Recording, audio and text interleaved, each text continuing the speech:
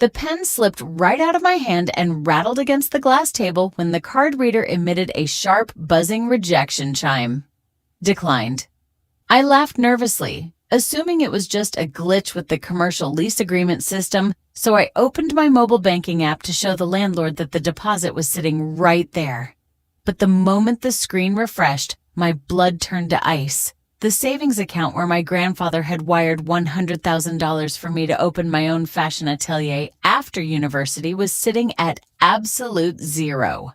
$0 and 0 cents. 3 massive wire transfers executed earlier that morning had erased my family's entire legacy in a matter of seconds. With my hands shaking violently, I dialed Adam, the man I had been living with for 2 years. The man who slept next to me every night and whom I was supposed to marry in less than 3 months. No answer. I called back once, twice, 5 times. On the 6th attempt, an automated voice calmly informed me that the number was no longer in service. I rushed back to our apartment in Miami with my heart pounding against my ribs. The front door was unlocked. When I stepped into the bedroom, my fiancé's closet was completely cleared out, and the only thing left on the hardwood floor were light drag marks from his heavy rolling suitcases. He was gone without leaving a single note, vanishing with every dollar of my future. 3 days later, while I was sitting at the police station trying to comprehend how a guy working as a bartender on Miami Beach could pull off such a calculated theft, the investigators uncovered a detail that flipped the entire case upside down. My name is Rebecca Cameron. I am 20 years old and I study fashion design. That afternoon, I realized the man I was deeply in love with had never actually existed. I first bumped into Adam on a humid Saturday night at a rooftop lounge overlooking Ocean Drive, where he was mixing drinks behind the marble bar. I was completely drained after finishing a brutal semester showcase for my fashion degree, and my childhood friend Kira had practically dragged me out to get some fresh air. Adam had this effortless charm, a magnetic presence, and a way of locking eyes with you that made you feel like you were the only person in a crowded room. While sliding a glass across the counter, he paid genuine attention to my endless rambling about fabric textures, pattern drafting, and my dream of launching a high-end custom atelier in South Florida.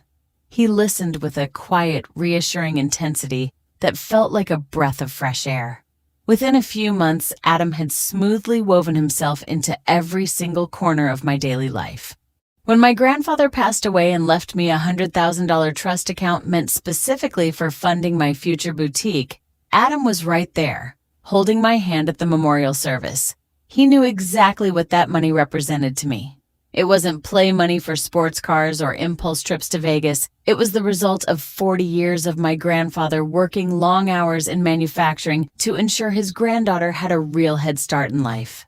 Before long, Adam moved into my apartment, and our routine seemed comfortably established. While I spent 14 hours a day locked in my home studio surrounded by mannequins, sketchbooks, and the endless hum of my sewing machine preparing my final graduation collection, Adam offered to handle the domestic side of things. He cooked dinners, picked up groceries, and repeatedly insisted that I shouldn't stress over the administrative side of setting up a business. He volunteered to review lease contracts, talk to accountants, and organize financial files so I could devote every ounce of my energy to my design portfolio. Underneath his attentive exterior, however, the dynamic was subtly shifting.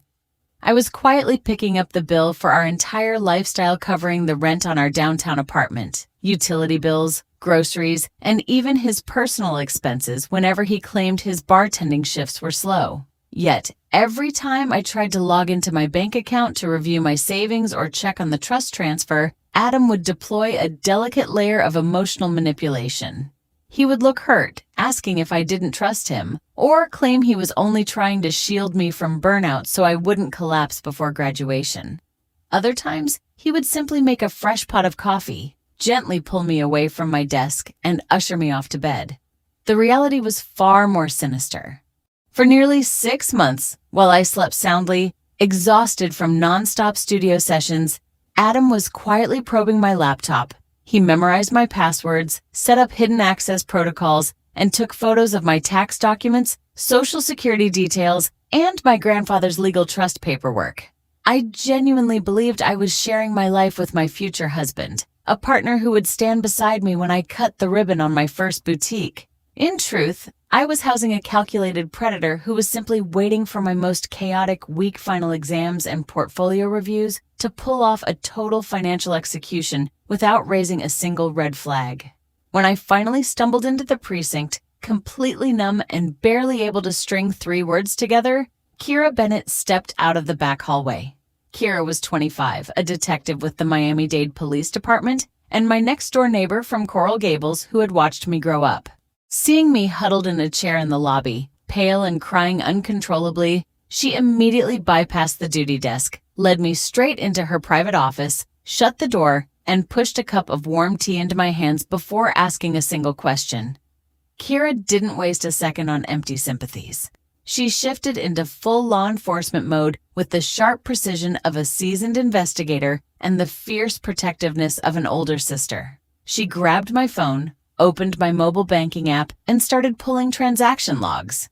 Within 2 minutes, she realized the $100,000 hadn't been moved through some complicated offshore routing scheme. It had been cleared via 3 rapid ACH wire transfers straight into a domestic shell corporation account registered in Delaware.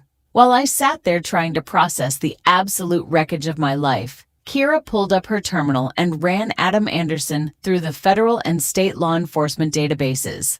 The moment the monitor refreshed, the silence in the room was deafening. The mugshot staring back at us was undeniably Adam, but the legal name attached to the file wasn't Adam Anderson at all. He was a professional romance scammer with an active history of targeting young women in major metro areas who were about to inherit family assets or launch independent businesses. Kira started putting the pieces together at lightning speed. She filed an emergency request for security footage from my apartment complex and the nearby bank branches along Biscayne Boulevard. The cameras at my building clearly caught him at 10 o'clock the previous morning, casually wheeling 2 oversized duffel bags out to a rented SUV parked near the alley. Kira ran the plate through the traffic network and discovered the rental had been booked 3 days earlier using a stolen identity and paid for with a prepaid debit card. The investigation hit a critical breakthrough when Kira checked the telecom registry for recent SIM swap requests. Adam had forged my digital signature and used my social security information to order a duplicate SIM card just hours before executing the wire transfers. That allowed him to intercept every single multi-factor authentication code from the bank without my primary phone ever ringing or receiving a notification. We were looking at a meticulously engineered fraud, but Kira knew that with a guy like this, the clock was ticking, and we had to move fast before he slipped past airport security. As the night wore on inside the precinct, the sheer depth of Adam's deception became unnervingly clear. Kira didn't just stop at financial records. She began making direct phone calls to the owners of the upscale lounge on Ocean Drive, where Adam claimed to have been working full-time for the past 2 years. That was when we uncovered that his bartending gig was nothing more than a calculated front. He only worked 2 shifts a week, just enough to maintain a believable schedule, gain access to high-net-worth patrons, and study their daily habits. The lounge manager confessed over the phone that Adam had actually been quietly fired 2 weeks prior after management caught him attempting to alter register receipts. Yet during those entire 2 weeks, Adam continued to get dressed every single morning in his ironed work clothes, kiss my forehead, and wish me luck on my fashion portfolio reviews before walking out the door with total composure. The situation took an even darker turn when Kira dug through secondary social media accounts and short-term rental forums. Adam hadn't just cleared out my grandfather's trust fund. He had been exploiting my apartment behind my back. On the weekends, I traveled up to my mother's house in Orlando to work on my sewing projects in peace. Adam was illegally listing my downtown unit on short-term rental apps, pocketing cash from out-of-town tourists while pretending the place belonged to him. The psychological toll peaked when I opened a backup folder on my cloud storage to check my design files and realized Adam had systematically wiped my digital portfolio, pattern schematics, and studio lease applications. It wasn't just about taking the money. He wanted to leave me completely disoriented, crippled by panic, and devoid of any immediate resources to fight back. He calculated that emotional paralysis and the sheer embarrassment of being scammed would keep me silent long enough for him to vanish into thin air. However, Adam made a fatal mistake fueled by his own arrogant assumption. He assumed a 20-year-old college student swamped with graduation stress would lock herself in her room and cry instead of marching straight to law enforcement. He had no idea that sitting across from me in that Miami police station wasn't just a detective staring at a computer screen, but a lifelong friend determined to track him down before sunrise. The critical breakthrough came around 2 a.m, driven by Kira's sharp operational instincts and refusal to let a cold case sit overnight. Sabiendo que los estafadores de este perfil, knowing how high-level financial fraudsters operate, they almost always have a structured getaway plan targeting international transit hubs that offer quick exits toward non-extradition jurisdictions. Kira immediately initiated an emergency cross-reference through the Department of Homeland Security networks and regional passenger tracking databases across South Florida, focusing specifically on Miami International, Fort Lauderdale Hollywood, and Palm Beach International airports. The key piece of evidence surfaced when Kira recalled a subtle, seemingly insignificant comment I had made months ago during a casual Sunday brunch. Adam had once let slip that he held an authentic secondary passport issued under his legal birth name, an identity he claimed he only used for routine diplomatic and visa renewals. Sitting at her terminal, Kira ran that verified legal birth name against the late-night passenger manifests at Miami International Airport. There it was, highlighted on the monitor in dark blue text, a one-way international ticket purchased with physical cash at a secondary ticket counter just 3 hours earlier. The flight was bound for a foreign hub without a streamlined extradition agreement, scheduled to push back from the gate at precisely 6:15 a.m. To lock the case down beyond a shadow of a doubt and prevent any slippery defense attorney from throwing it out in court, Kira coordinated directly with the precinct's cybercrimes unit. Together, they executed an emergency subpoena to track the real-time cellular and transaction pings from the prepaid debit card Adam used at the car rental agency. Within minutes, the triangulation signal fixed the location of the rented crossover vehicle right inside the long-term parking garage directly adjacent to Terminal J at MIA. Adam's strategy was textbook sociopathy. Lie low in a darkened vehicle, wait until the chaotic morning rush filled the main concourse, check his 2 oversized duffel bags loaded with stolen cash at the curb, and slip through the TSA security checkpoint lost in a sea of early morning business travelers. He genuinely believed he had executed the perfect crime against a nappus 20-year-old college student. With the verified flight manifest, ATM surveillance logs, debit card tracking data, and an emergency arrest warrant for grand larceny and wire fraud signed by the duty magistrate, Kira pulled her car keys off the metal desk. She looked at me with an intense, unwavering resolve, handed me a spare jacket, and told me to get into the unmarked cruiser. It was time to pull the curtain on his little masterpiece before that plane ever touched the runway. Have you ever trusted someone so completely that you handed them the keys to your entire future, only to realize you were playing right into their calculated trap? At 5:15 in the morning, the main concourse at Miami International Airport was a chaotic wave of early travelers, rattling baggage carts, and flickering departure monitors. Kira and 2 uniformed Miami-Dade police officers moved briskly down the central corridor, their boots clicking against the polished floors. I stayed about 10 paces behind them, hiding half my face behind a pillar near the international check-in desks, my heart hammering furiously against my ribs. The air felt suffocatingly thin. Standing near the front of the international queue, wearing a sharp tailored jacket and wireless noise-canceling headphones, was Adam. He looked completely unbothered, calmly tapping on his smartphone screen with the exact same relaxed magnetic confidence that had swept me off my feet 2 years ago. Resting against his shoes were 2 heavy rolling duffel bags, the very bags packed with the $100,000 legacy my grandfather spent 40 hard years building. Kira didn't hesitate for a single second.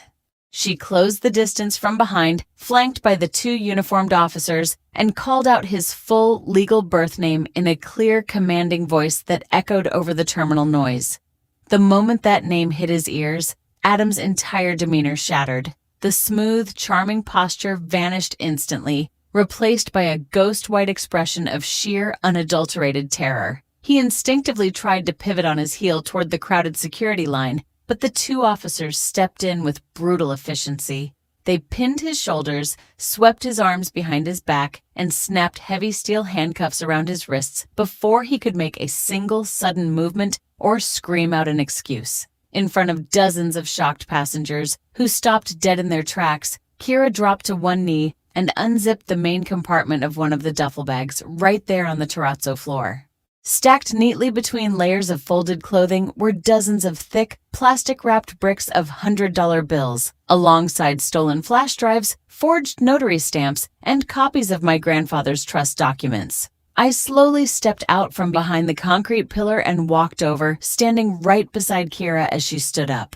Adam looked up, his eyes wild with desperation, attempting to stammer out a frantic, pathetic explanation. He tried to whisper that it was all a giant misunderstanding, that he was just securing the money for an investment and planned to wire it right back to me. But his voice sounded hollow, trembling, and utterly pathetic. There was nothing left of the suave, protective man I thought I was going to marry. He was just a cornered, small-time fraudster staring into the barrel of a federal indictment. 6 long months have passed since that icy morning at Miami International Airport, and the dust has finally settled into a quiet, triumphant reality. The federal case against the man who called himself Adam Anderson collapsed under the crushing weight of overwhelming digital, physical, and financial evidence. Facing multiple felony counts of grand larceny, wire fraud, identity theft, and forgery, he opted to forfeit any defense and accepted a mandatory plea agreement that sentenced him to a substantial term in a federal correctional facility. Because of Kara's rapid intervention at the terminal gate, every single penny of the $100,000 trust fund was fully frozen, recovered, and restored to my business checking account. With my grandfather's legacy safely intact and the terrifying legal ordeal behind me, I poured every ounce of my residual pain and energy back into my passion.